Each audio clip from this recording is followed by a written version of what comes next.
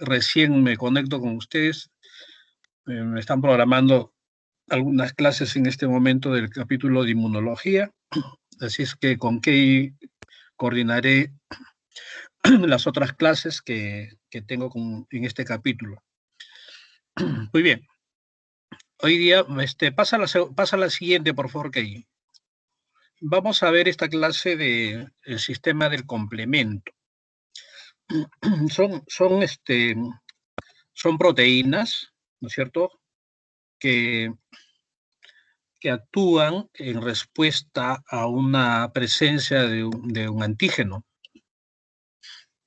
Muchas de las enfermedades infectocontagiosas, enfermedades autoinmunes,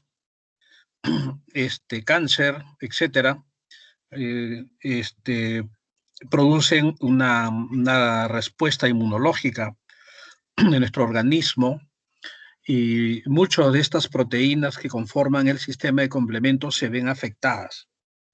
En todo caso, a veces hablamos de una utilización por parte del sistema antígeno-anticuerpo para la utilización del sistema del complemento. Existirían o existen un grupo de enfermedades en el cual, lógicamente, hay una respuesta inmunológica, pero el sistema del complemento no se utiliza, o en todo caso no se activa. Entonces tenemos que entender estas dos cosas, ¿no es cierto? Cuando el sistema de complemento se activa verdaderamente para mejorar la respuesta inmune de la persona, ¿no es cierto? Entonces, eso es lo importante, de entender en este tema. Sigue, por favor, Key. La siguiente, por favor. Aquí hacemos un plan de clase. Me gusta un poquito estar ordenado, ¿no es cierto? Y esto es lo que vamos a desarrollar. Al final haremos algunas preguntas, comentarios de ustedes, que es importante. ¿De acuerdo? Sigue, por favor.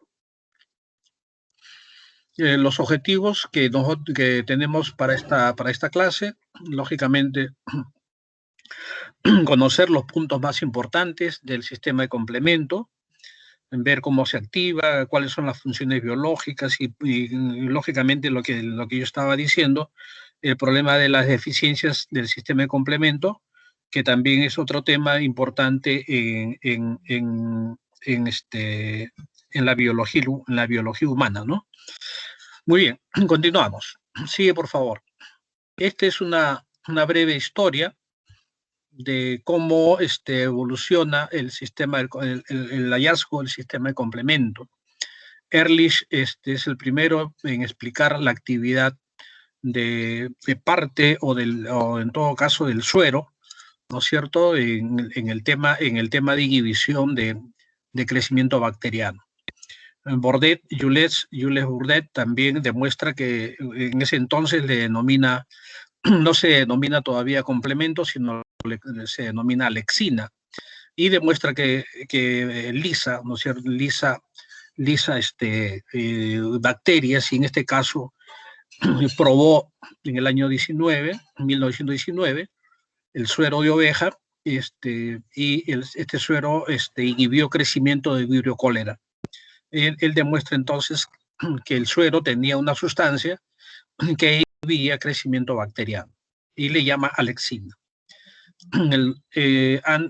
Antes, en el año 1901, Bordet y Yenju también desarrollaron una prueba inmunológica de fijación de complemento para medir las reacciones antígeno-anticuerpo.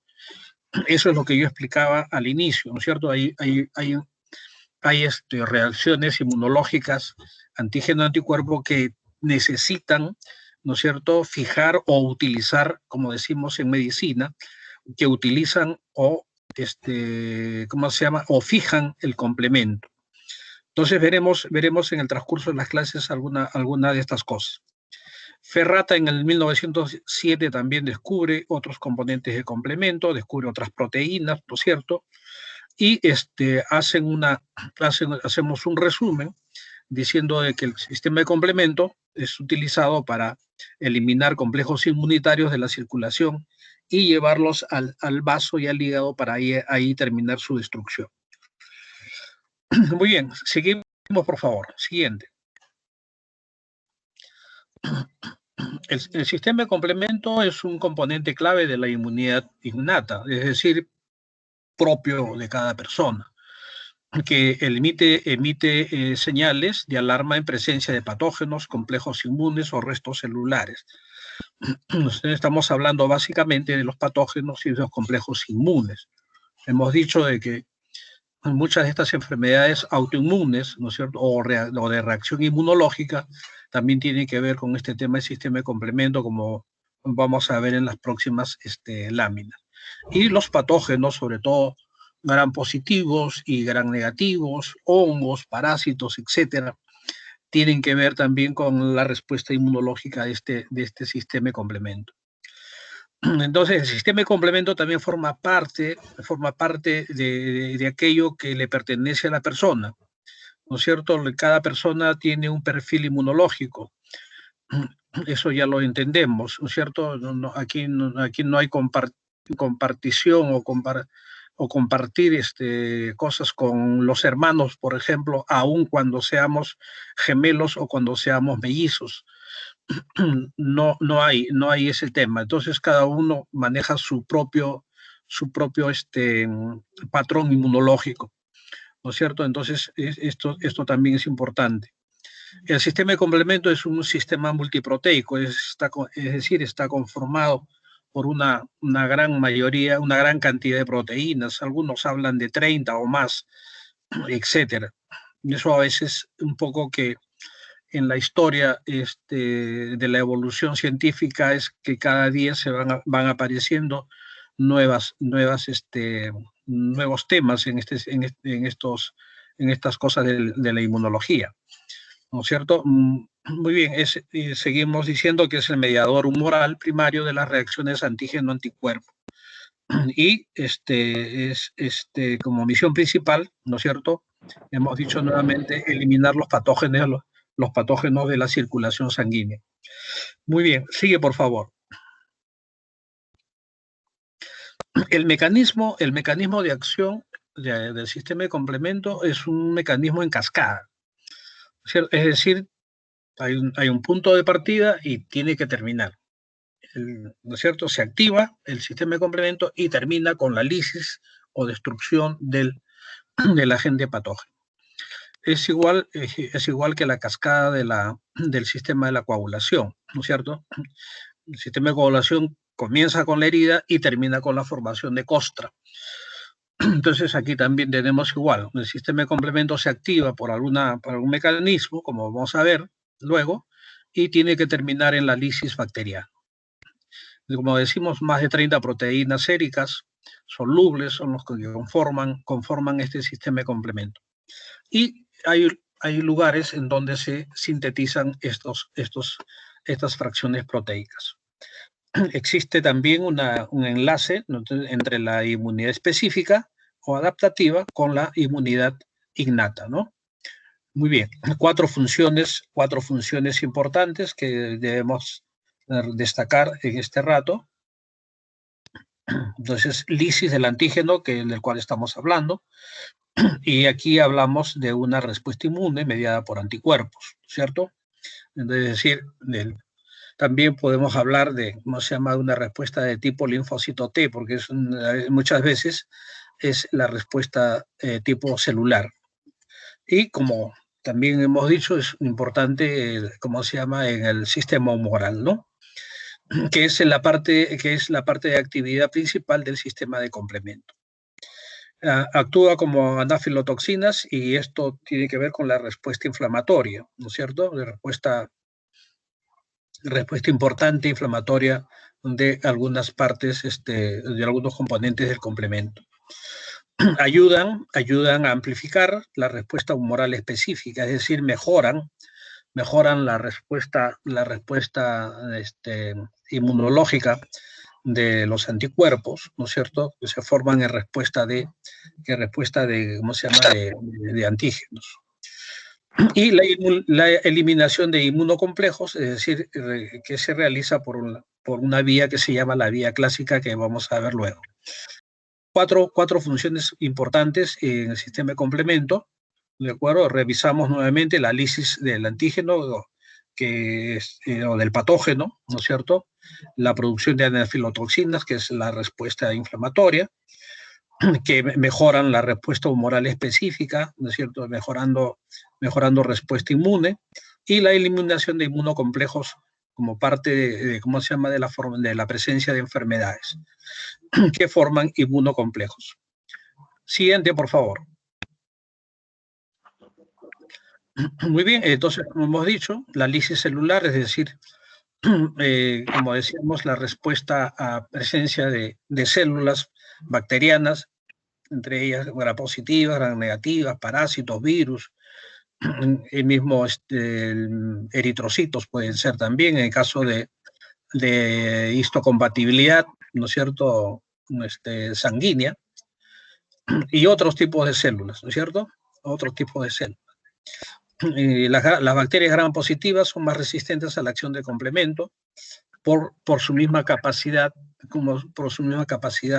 de pared bacteriana que tienen las gram positivas, ¿no?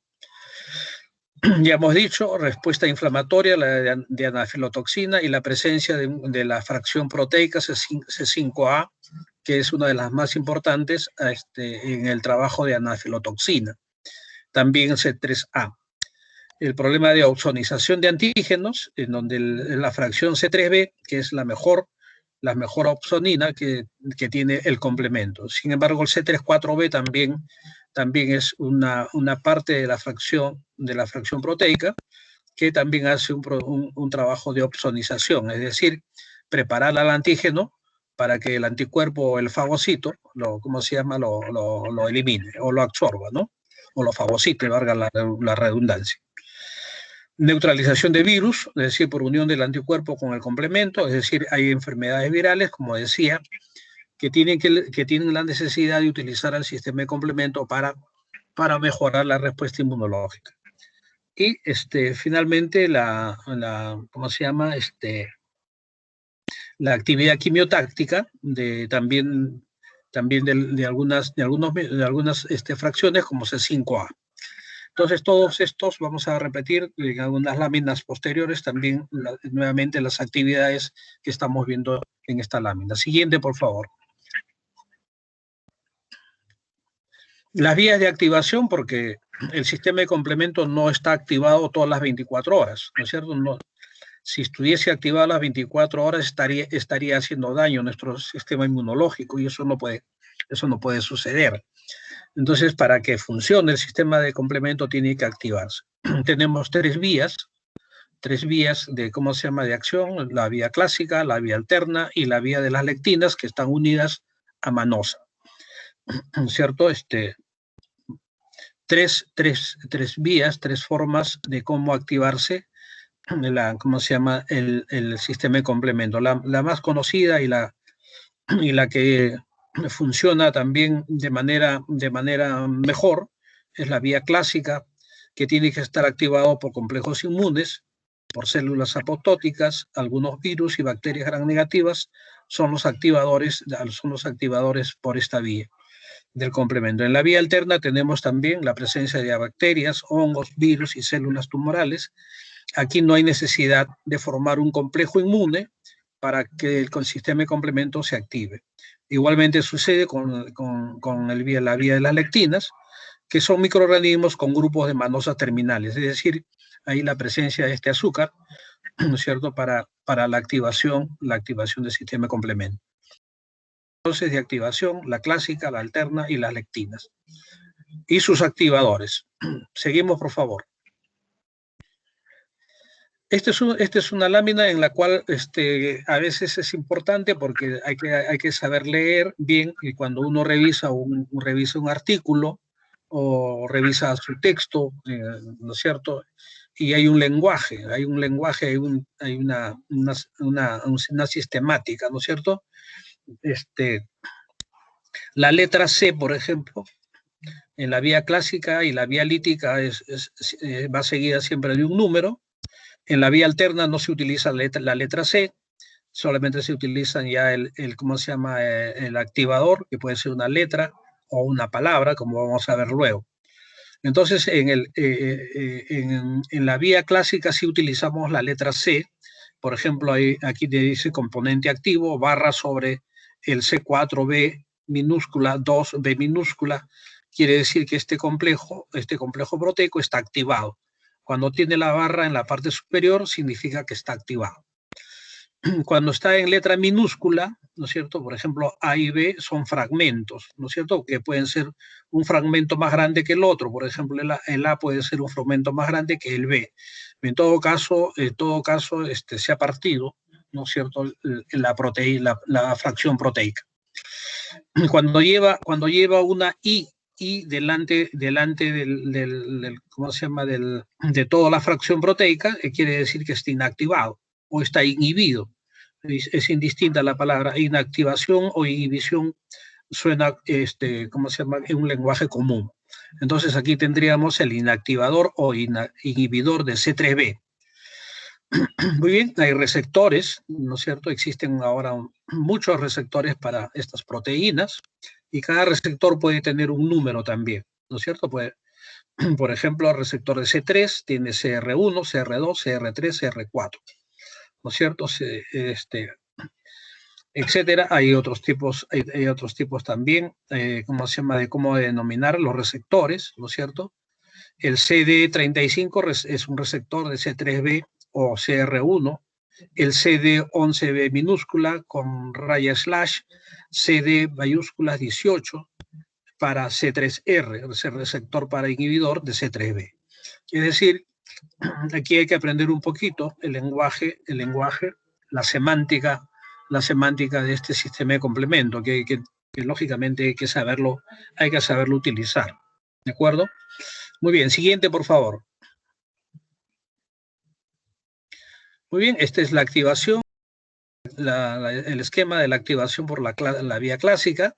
En el esquema observamos que el C1R, el C1Q y el C1S, que son fracciones de C1, ¿no es cierto? El C1 tiene 3 fracciones y las 3 fracciones tienen que activarse, o sea, C1R, C1Q, C1S, ¿no es cierto? O C1Q, C1R, C1S, en ese orden, ¿no es cierto? Que tienen que activarse, ¿de acuerdo? Para que la fracción proteica C1 esté activada. Como ven ustedes, es una macromolécula, ¿no es cierto? Es un complejo macromolecular, es decir, esto tiene que formarse, ¿no es cierto?, para que despierte en la respuesta inmunológica, ¿de acuerdo? Esto es importantísimo. Si no se forma este complejo C1Q, C1R, C1S, el sistema de complemento no se va a activar por la vía clásica, ¿de acuerdo? Y vemos la presencia del calcio como un estabilizador de, ¿cómo se llama?, de formación del inmunocomplejo. Esto es importante señalarlo y recalcarlo porque es la parte característica de la vía clásica, la formación de esta macromolécula, ¿no es cierto?, a partir de C1, de la fracción C1. Muy bien, seguimos, por favor. Y todo esto tiene un orden, por si acaso, ¿no? Tiene un orden y que a veces hay que tener cuidado. Entonces, la vía clásica se inicia con la unión del C1Q, como bien he dicho, a la fracción cristalizable de las inmunoglobulina G e inmunoglobulina M, excepto de inmunoglobulina G4, que la inmunoglobulina G4 no activa vía de complemento, por la vía clásica no lo activa. La IgG4 va a activar por la vía alterna. ¿De acuerdo? Entonces, el resto de las inmunoglobulinas G y la inmunoglobulina M clásicamente lo van a hacer por la vía clásica. Muy bien. Necesariamente para que se active esta vía, el anticuerpo debe estar unido específicamente a su antígeno, formando entonces los denominados inmunocomplejos, ¿no es cierto?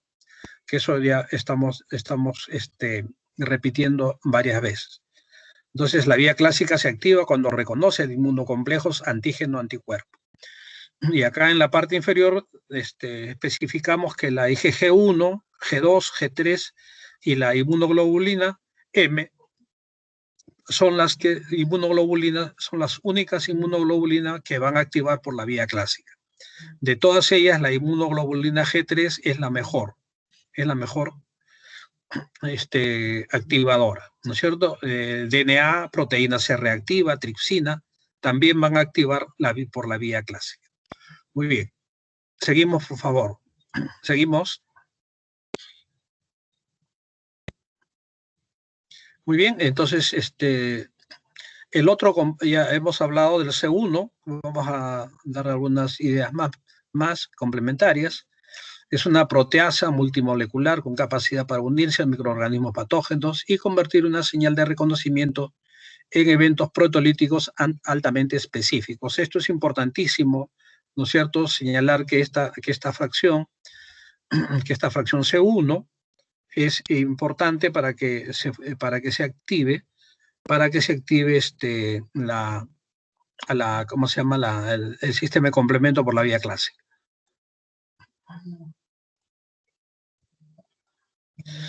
El C4, que es la siguiente proteína que se activa después de C1, porque no continúa con C2 ni con C3, sino se activa C4. Ese es el orden, como yo decía antes.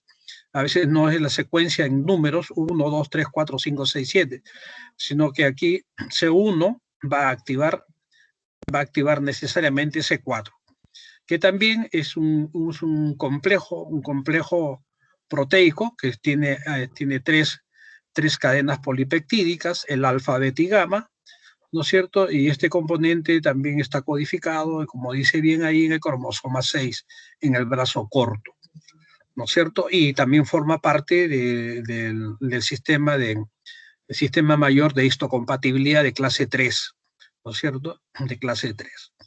El C2, que es la siguiente fracción en activarse, primero C1, luego C4 y luego C2. Esta molécula también es una molécula muy importante, ¿no es cierto? Porque va a ser el nexo para nuevamente formarse el centro de activación común, que es el C3, ¿no es cierto? Es muy importante la presencia de C2 para la activación del sistema de complemento y formar este punto común que se llama el C3, la fracción proteica C3, que viene llamándose una convertasa, para explicar luego la unión de las tres vías de, ¿cómo se llama?, de activación del complemento. También este C2 forma parte del complejo mayor de histocompatibilidad de clase 3. Seguimos, por favor. Bien, aquí ya entonces pasamos a revisar momentáneamente también lo que es la vía alterna. Aquí básicamente pueden haber muchas más proteínas, ¿no es cierto? Aquí están las que se conocen mejor, la llamada C3, que hablábamos en la lámina anterior, que va a ser el C3 común para todas las vías de activación, el factor B, el factor D y la properdina. Esta vía alterna antiguamente se llamaba la vía de la properdina, pero se vio que la properdina era una proteína más de todo el complejo. Entonces, por eso se cambió al nombre de la vía alterna. Entonces, la vía alterna o alternativa se activa directamente sobre la superficie de muchos microorganismos a través de los factores C3 y factor B, ¿no es cierto? Básicamente, pero también pueden intervenir factor D, factor H, factor I, como vamos a ver luego. Muy bien, el principal desencadenante es el reconocimiento de lipopolisacáridos, ¿no es cierto? Es sobre todo en los primeros años de vida, es el principal mecanismo de defensa frente a las bacterias encapsuladas. Es decir, esta vía alterna es la vía más primigenia que el hombre o un ser humano tiene en su organismo desde que se forma, ¿no es cierto? Esto es a diferencia de las otras vías alternas, es la que nace casi con nosotros, ¿no es cierto? Muy bien, continuamos, por favor. Y la vía de las lectinas, que es una vía nueva, ¿no es cierto?, bastante nueva, que últimamente ya va teniendo también mejor conocimiento, se activa sin la necesidad de la presencia de anticuerpos, al igual que la vía alterna. Las lectinas son proteínas que reconocen blancos de carbohidratos específicos y que se unen a ellos, que se llaman las mannosas, ¿no es cierto?, las mannosas. Entonces, ahí por eso se llama vía de la lectina unido a mannosas. Su mecanismo de acción, de activación, es equivalente al de la vía alterna, como hemos dicho, siendo específicamente las mannosas los antígenos macrobianos reconocidos. Es decir, el agente patógeno microbiano debe tener mannosa en su pared bacteriana, ¿no es cierto? Y para que haga contacto y sea reconocido como tal para formar la reacción antígeno-anticuerpo. Muy bien, se activa por unión de lectina que une a mannosas a residuos de mannosas, en glucoproteínas o carbohidratos en la superficie de los microorganismos que ya hemos dicho. Por ejemplo, las salmonelas, hay un buen grupo de salmonelas que tienen estas mannosas en su pared bacteriana y entonces pueden y hacen la respuesta de activación del sistema de complemento. Las listerias también, la listeria monocitogénica, la neisseria tanto la meningitis como la gonorrea, Cryptococcus, que es un hongo, y la Candida albicans, que también, ¿no es cierto? Muy bien, entonces se forma un complejo causa de activación, y bueno, esto lo pasamos. Muy bien. Seguimos, por favor. La vía común, como tiene que formarse a nivel de C3. Vamos a ver un gráfico, una figura luego de esto, para explicar también y hacer un resumen. Entonces, independientemente de la vía que se active, el complemento, todos van a converger, ¿no es cierto? Todos van a ir a la formación de C3, de la C3 convertasa. Punto desde donde se pone en marcha la ruta común para la formación del complejo de ataque a la membrana, es decir, de ataque al patógeno. Así se llama el complejo de ataque a la membrana, el CAM, ¿no es cierto? Que se va a formar un complejo ya sucesivamente en orden, C5, C6, C7, C8 y C9. Cuando termina de unirse C9 a todo este complejo, entonces se produce la lisis bacteriana, ¿no es cierto? Por desequilibrio osmótico, por alteraciones hidroelectrolíticas, etcétera, dentro del cuerpo, del soma del patógeno. Entonces ahí se produce este daño y se produce el rompimiento o lisis del patógeno. Muy bien, seguimos por favor. Muy bien, aquí tenemos el gráfico del cual yo estaba diciendo. Vean ustedes en la parte superior, en la izquierda tenemos a la vía de las lectinas, en el centro la vía clásica y en el lado de la derecha es la vía de la alternativa, la vía alterna, ¿no es cierto? Y en el medio vemos el C3b convertasa, el C3b, que viene siendo el punto común, ¿no es cierto?, de la cual va a partir. Lastimosamente veo aquí una barrita que me está estorbando, no lo puedo sacar. Entonces,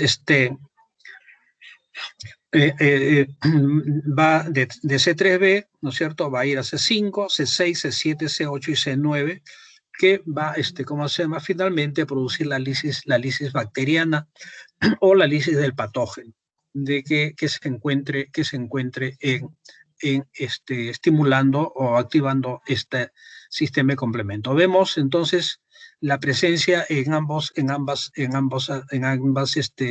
líneas, ¿no? En la serie de activadores, azúcares microbianos, ¿no es cierto? Complejos de cada patógeno, ¿no es cierto? Eso es en las lectinas, y hemos dicho la presencia de los azúcares, de las mannosas, ¿no es cierto?, que están ligadas al azúcar, ¿no? En la vía clásica, la formación de complejo C1, que, ¿no es cierto?, para para que estimule C4, ¿no es cierto? Va a C4, y luego esto va a C2, ¿no es cierto? Y luego va a C3, ¿no es cierto? Formando ya el punto común hacia la lisis, ¿no? Hacia el complejo de ataque a la membrana. Y en la vía alterna, como vemos también, no hay necesidad de formar complejos, como en este caso, complejo antígeno-anticuerpo, ¿no es cierto? Que directamente vamos a tener la presencia de C3, el factor D, el factor B, la properdina misma, ¿no es cierto? Y que van a activar la vía alterna del complemento. Entonces se forman así los complejos.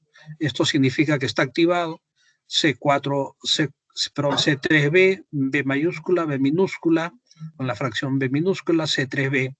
Y en el otro lado, C4B, C4B2, A3B.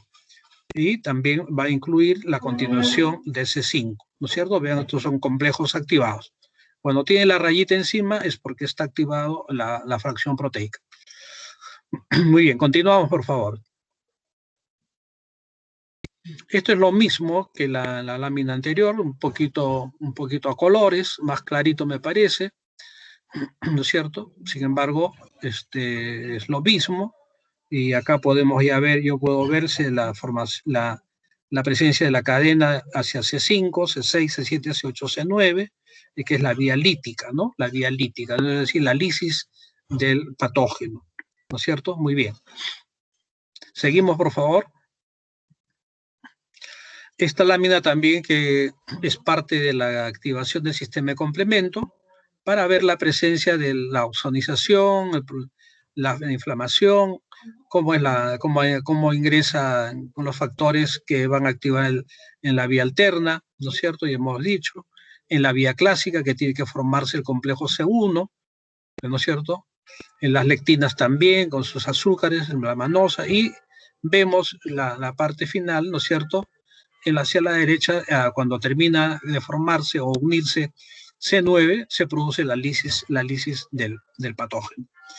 Muy bien, seguimos, por favor. Estos factores estas fracciones proteicas se van a sintetizar en diferentes partes de nuestro organismo.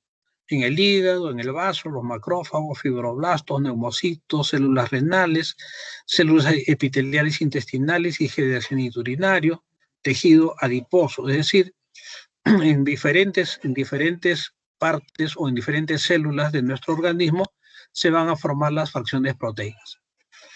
Vemos que tanto en el hígado como en los macrófagos y en los fibroblastos se van a formar una gran variedad de fracciones proteicas. Todo suma, ¿no es cierto? Nada resta, todo hace una suma para la buena conformación del sistema inmunológico de la persona. Todo suma, aquí no hay restas, no hay alguien que se oponga, ¿no es cierto?, para que se logre formar mayor cantidad de fracciones proteicas. Y en este caso, ¿no es cierto?, por ejemplo, y el hígado forma C6, ¿no es cierto?, el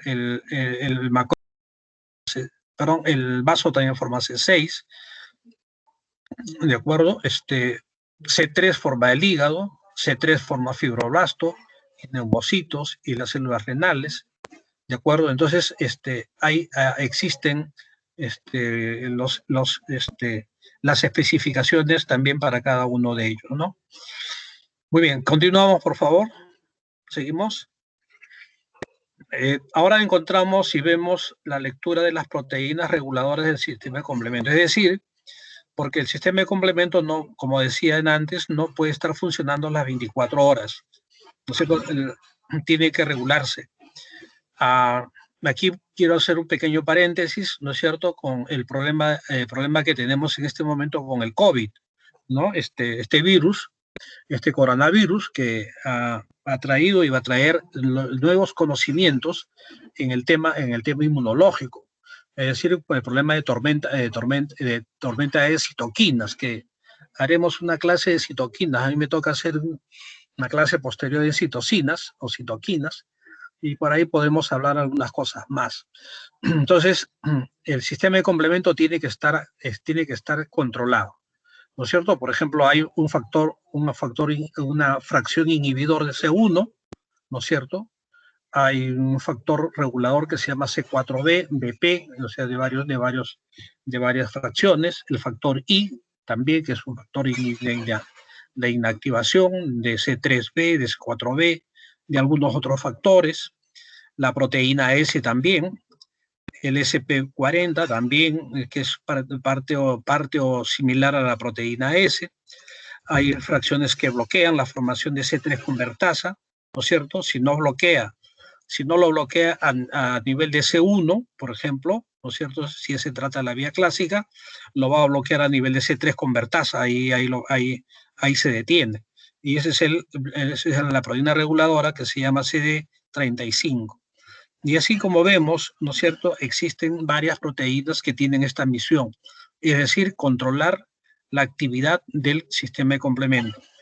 Nuevamente insisto, el sistema de complemento no puede activarse las 24 horas, no puede estar, como decimos en otras palabras, prendido todo el día. Muy bien, tiene que activarse solamente cuando hay la presencia de una formación de antígeno anticuerpo o cuando hay la presencia de un patógeno que ingresó y el sistema de complemento lo detectó. Muy bien, seguimos por favor.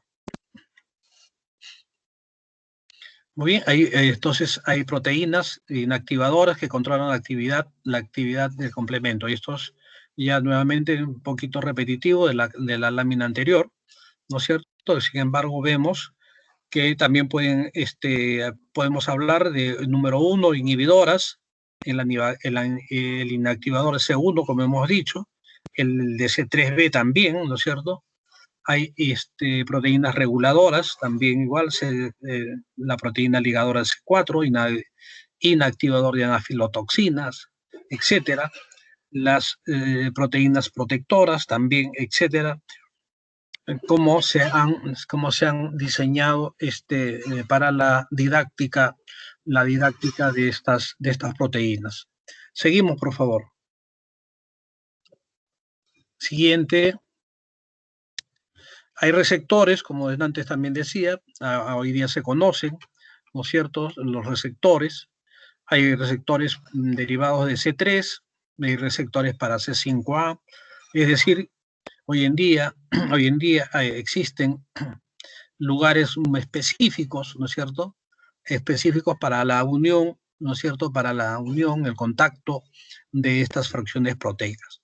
Tenemos el CR1, que es el CD35, también funciona como un receptor, ¿no es cierto?, no solamente como un inactivador, sino también como receptor.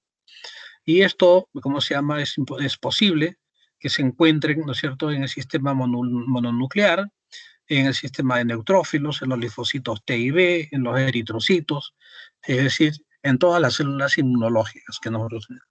Las funciones, eliminar inmunocomplejos, antígeno anticuerpo, el receptor oxónico de fagocitos, mediante el que reconocen y engullen mejor los microorganismos recubiertos con la fracción C3b, es decir, aquellos fagocitos, aquellos patógenos que han sido fagocitados o han sido recubiertos por, ¿cómo se llama?, por estas sustancias que son las opsoninas.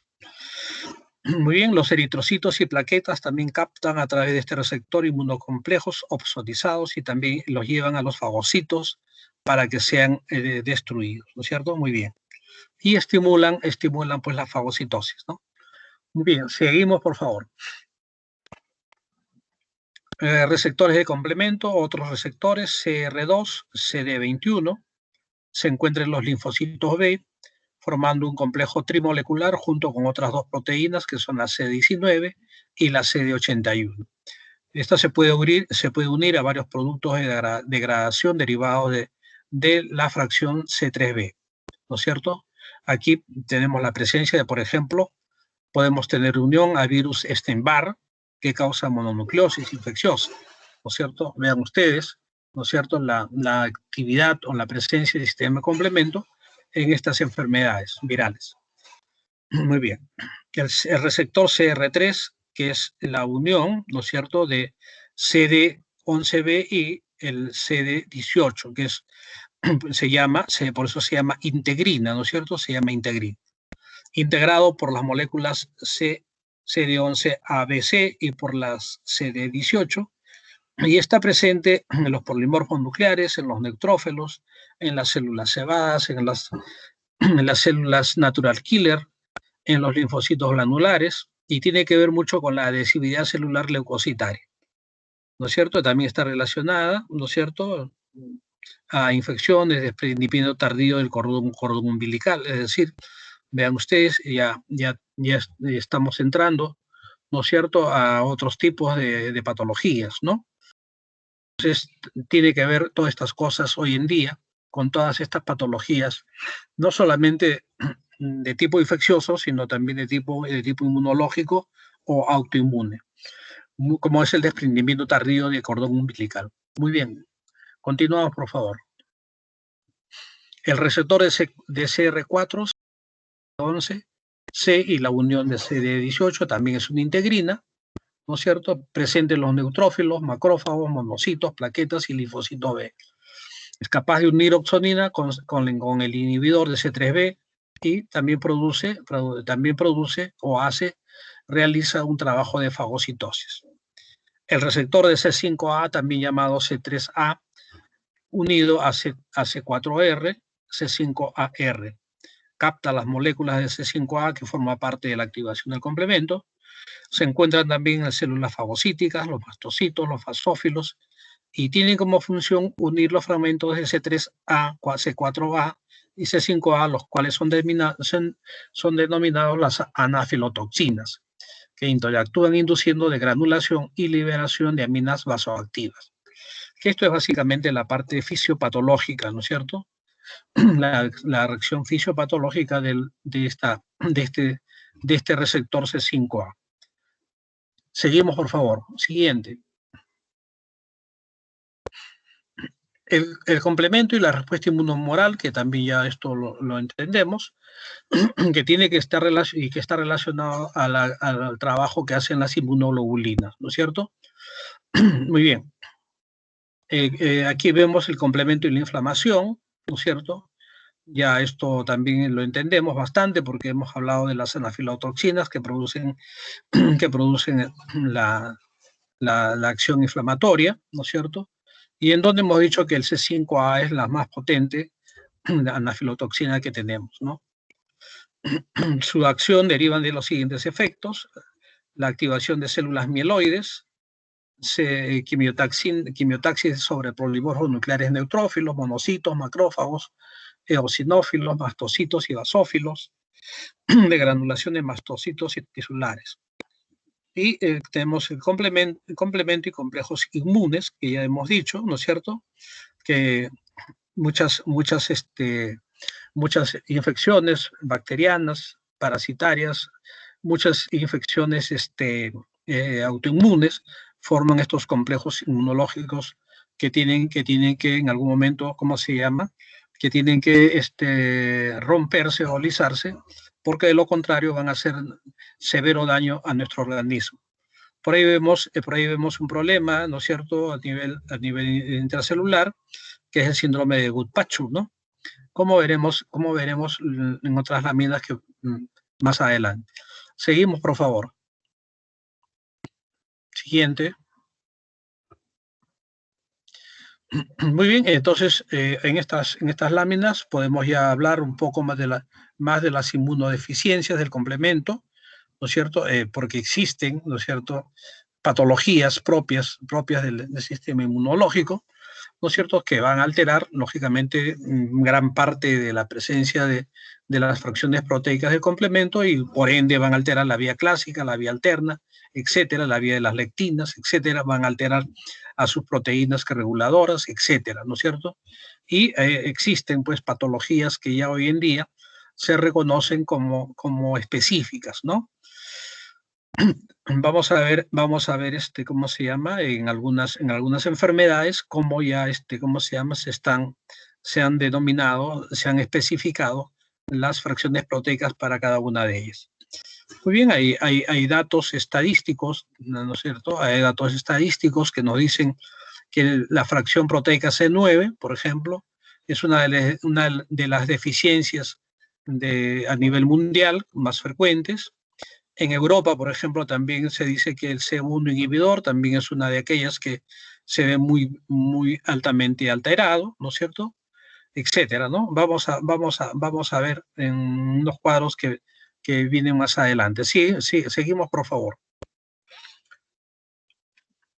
Muy bien, aquí vemos, por ejemplo, en el lupus eritematoso sistémico, en las glomerulonefritis, en las vasculitis, estas fracciones C1Q, C1R, C1S, C4, C2, que están identificadas como deficitarias para encontrarse en estas enfermedades. Lógicamente, el punto débil de la persona para poder desarrollar estas enfermedades, ¿no es cierto? Y cuando se hace un dosaje de estas fracciones proteicas en paciente que se sospecha lupus eritematoso sistémico, encontramos que gran parte de ellas o todas ellas están disminuidas, ¿no es cierto? Y así como vemos en otras patologías. En infecciones recurrentes, puede ser neumonías, pueden ser empiemas, qué sé yo, dermatitis, piógenas, pueden estar relacionadas a la eficiencia de estas fracciones proteicas C3, C1, C4, C2. En meningitis, que puede ser también por problemas, ¿cómo se llama? Por Neisseria meningitidis o por Neisseria gonocócica o gonorreica, o gonorrea, mejor dicho, C4, C6, C8. En infecciones pulmonarias puede ser neumonías y meningitis también.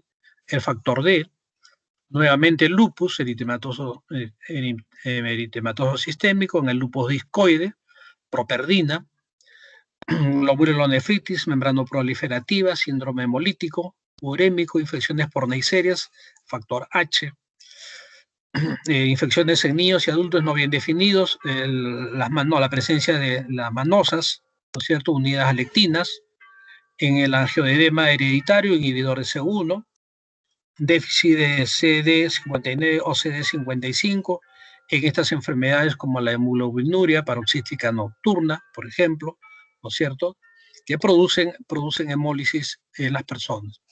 Muy bien, seguimos. Entonces, como vemos, existen ya definiciones para cada una de estas deficiencias en diferentes fracciones proteicas. Acá vemos un poquito mejor y con mayor detalle, etcétera, de alguna mayor información bibliográfica de las deficiencias, por ejemplo, en este primer caso del componente S1, ¿no? Tanto para C1S, C1Q, C1R, C1S, etcétera. Y estamos viendo, ¿no es cierto?, una serie de enfermedades asociadas como lupus, que ya lo hemos dicho, infecciones piógenas, ¿no es cierto?, shock séptico también. Hoy en día se ve muy frecuentemente esto, ¿no? El componente igualmente para C2, etcétera también, etcétera. Para C4, orden, nuevamente, la presencia de enfermedades como lupus, micobacteria, lepra, etcétera, diabetes mellitus también, etcétera, en algunas otras enfermedades ya de tipo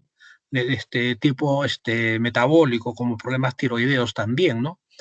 Tanto en hipertiroidismo como hipotiroidismo, ¿no?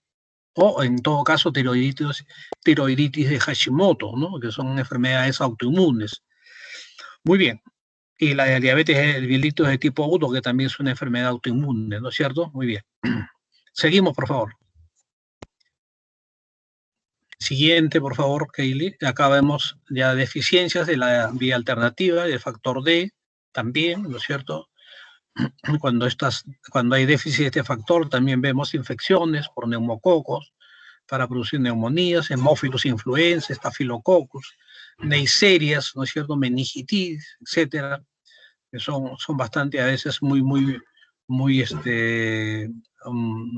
graves estas infecciones, ¿no? Deficiencia de la properdina también, igualmente, ¿no es cierto? Enfermedades meningocócicas también. Deficiencia de C3, nuevamente, ¿no es cierto? Hay pacientes que nacen con déficits enfermedades congénitas, ¿no es cierto? Y que está demostrado que hay un carácter hereditario autosómico recesivo, es decir, hay niños que nacen con hipogamaglobulinemia, etcétera, ¿no es cierto? Vean ustedes, hoy en día el conocimiento de estas cosas ya ha ido avanzando mucho. Seguimos, por favor. Deficiencia de componentes de complejo de ataque a la membrana, es decir, a partir de C5, C6, C7, C8, C9 también, ¿no es cierto? Aquí ya el sistema de complemento ya no activa, no funciona porque no elimina o no fagocita o no lisa al patógeno, ¿no? Deficiencia de componente C6 también se ve en cuadros de infecciones severos, problemas de neisseria, meningitis nuevamente, deficiencia de componentes C7 también igual, ¿no es cierto? Infecciones por neisserias, deficiencia del componente C8 también igual, problemas meningitis por neisseria meningitis, lupus eritematoso sistémico, déficit de complemento C9 también igual, que ya finalmente, ¿cómo se llama? Con esto, si no se produce C9, entonces es imposible lisar a los patógenos. Muy bien, seguimos por favor. Muy bien, ya estoy terminando la clase. Esta es una de las últimas ya láminas para decirles que cuando un paciente, una persona entra a circulación extracorpórea, también se activa el sistema de complemento, ¿no es cierto? Estos equipos de circulación extracorpórea, en el caso de trasplantes o en el caso de diálisis, por ejemplo, hay una, ¿cómo se llama? Hay una notable producción de anafilotoxinas que indudablemente le van a hacer daño a la persona. Hay personas que salen muy, claro, lógicamente entran por decir, a programa de diálisis, a la máquina de diálisis, salen bien porque el riñón ya se depuró, ya eliminó toxinas, pero quedan a veces muy, ¿cómo se llama? Muy dañados, quedan muy debilitados por la acción de estas anafilotoxinas que se producen en estos tipos de tratamientos, ¿no? Entonces, esto también hay que tenerlo muy en cuenta. Hoy en día utilizamos mucha máquina en nuestros pacientes, ¿no es cierto? Intubamos pacientes a máquinas de resucitación, y después es un problema sacarlos porque se descompensa muy fácilmente el paciente, y a veces, como decimos, la medicina es más dañina que la enfermedad. Entonces eso también hay que tener muchísimo cuidado, ¿no es cierto? Para cuando uno instala bypass cardiopulmonar, etcétera. Entonces hay activación de este sistema de la vía de complemento, por ejemplo. Seguimos. Creo que hay una última. Sí, perfecto. Vean ustedes todo lo que se produce cuando hacemos circulación extracorpórea. Vean ustedes, todas estas cosas suceden en nuestro paciente. Seguimos, por favor. Muy bien, acá también hay una lámina ya casi final en resumen, ¿no es cierto? Aquí hay una glomerulopatía, ¿no es cierto? Hay una nefritis lúpica. En la parte inferior está la lectura de estas iniciales, ¿no es cierto? Y vemos las diferentes fracciones proteicas. Muchas de ellas, lógicamente, están disminuidas, en otros casos aumentadas, que es muy raro que esté aumentado, pero las veces que también están aumentadas hacen daño, ¿no es cierto? Tanto en disminución como en aumento, ¿no es cierto?, van a producir daño a nuestras células. Entonces, muy bien, y hay muchas de estas fracciones que hoy en día se están usando, ¿no es cierto?, como parte, digámoslo de alguna manera, un tratamiento inicial o primario de, ¿cómo se llama?, de tratamientos, ¿no? Muy bien, creo que esta sí es la última. Siguiente. Bueno, tratamiento de las deficiencias del complemento, ¿no es cierto? Hay que hacer tratamiento indudablemente para todas estas enfermedades, ¿no es cierto? Y como decía, hoy en día todavía se están probando algunas fracciones como parte del tratamiento de estas enfermedades. Muy bien, siguiente, por favor. Se pueden usar antibióticos profilácticos, es decir, para niños que se detectan o personas que se detectan patologías de esta naturaleza, hay que protegerlos, ¿no es cierto?, de procesos infecciosos, ¿no? Seguimos, por favor.